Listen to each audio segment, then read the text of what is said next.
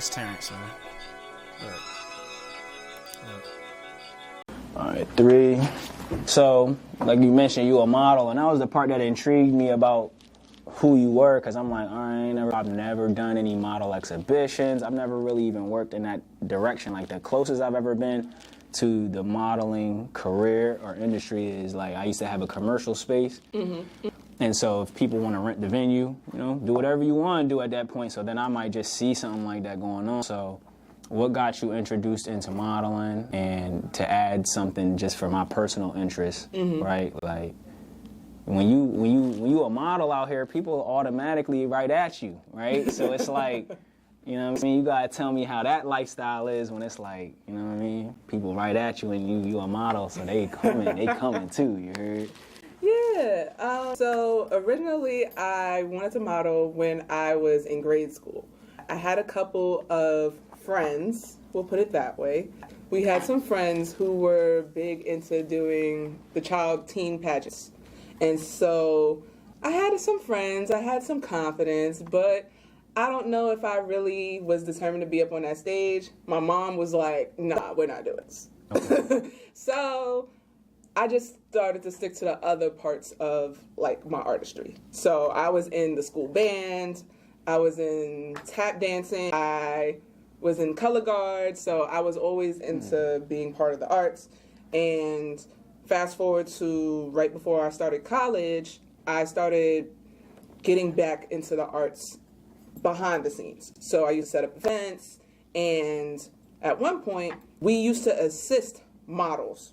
Okay. We wanted to get some photos published. We wanted to work with some different entities, like small businesses that were looking for promotional models. And we started working with them behind the scenes. And once I started doing the prop setups and, decorating the whole room, I was like, I could do this. I saw some of the talent that we were bringing in, and I saw that it's really a team effort in creating the image that you see.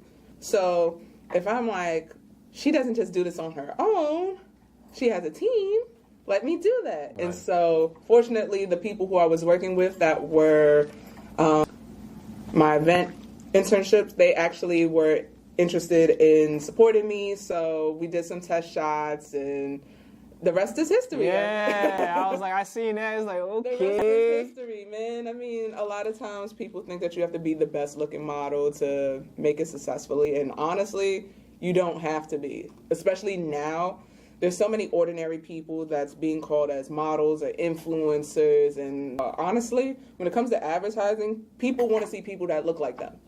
So that's why we're all in demand. Before it was just the very shiny image, the very, the white, the very polished, plain Jane, girl next door. Yeah. Then it started changing, when Tyra and Naomi was on. Well, I used to watch America's Next Top Model with my pops. We used to be 2 men in that joint watching that. That used to be lit. See, I love that, because not enough men will say, yeah, I watched that. We was in that joint like, she's gonna win, Dad, I knew it. I was in that joint hype. So I'm happy you mentioned that. Yeah, so it changed the game. It really did. It changed the game because we got to see behind the scenes what it really is all about. Yes. Not just the photos, not just what you see on the runway, but how you prepare and, the struggles that some of these models have to go through. And honestly, that's the light version, because they all was in a model house. So right. He was really pretty much right there.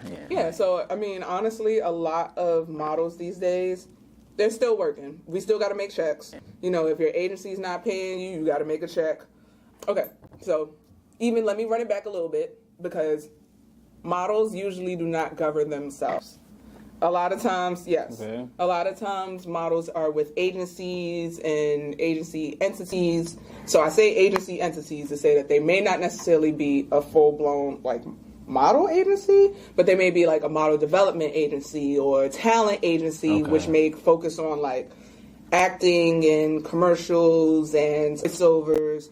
So there's different. That's a form of modeling. I get what you're saying. Yeah. So I mean, it all falls into modeling, acting, the arts. You just have to pretty much be adamant about your niche. Basically, what do you choose to do a lot? So my niche is predominantly runway and promotional.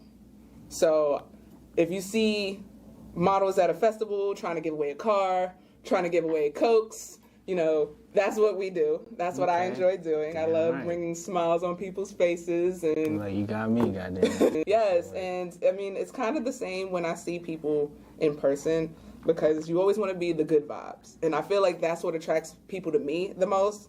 Half the time, I don't even have to be all the way done up. I've gotten hollered at in the library. I've gotten hollered at in the laundromat, Right. in the bodega. You heard? You know, half the times I've had sweatpants and haven't even been fully up to par. And then sometimes they just see it right away. Like on the way here today, like an older gentleman stopped me when I was downstairs in the mall, and he was just like, "I need to have your number." And I'm just like, I need you it. do, huh? Right, need it.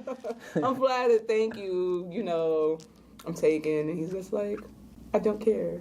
No. Is that how that goes? I don't even care. Damn. Yeah, something. Man, the heart wants what the heart wants. That's what I heard, right. As so they say. I got two sisters, so like, I've been in the home with women, growing up with them. I'm the youngest brother, so like I think I inherited early what the unfiltered no of a woman was like. Mm-hmm. So like by the time I was older, I never do what you just said. I don't ask girls for their number in public. Like, I definitely know. I mean, I communicate and do whatever I gotta do, but like, I guess just seeing my sisters all the time, it made me realize like, girls aren't always nice. And like, you know what I'm saying? Even when you are being nice, it's still kind of like... It still turn up on you a little bit, yeah. So like, I always just kind of... So I love to hear stories about gentlemen who got that in them to get knocked, you know what I mean? It's like, shouts out to y'all. Y'all ballsy. Yeah, y'all got that. Sometimes it works, sometimes it doesn't. Yeah, I got that. So I guess the thing that I wanted to... And you know, shouts out, what's the bull name who used to be on America Top Model? Jeffrey? And that wasn't his name? You talking about Miss J? Yeah, oh, Miss J. Okay, got you. Shouts out to Miss J. That nigga was the littest, right? That nigga was the littest one, bro. And that's the key factor. Sometimes when you ain't got all your makeup done, when you ain't got all this wardrobe on, you ain't even got no shoes on. He used to come out there and fuck it up. He used to come out there and fuck it up. That's crazy. Yo, the turn on, turn off factor is what makes... Yeah, so you got me excited because it's like you making me just like, that was very nostalgic. I'm about to have to go home and YouTube that joint tonight. Real. So, okay, all right. I'll tell you how it's done.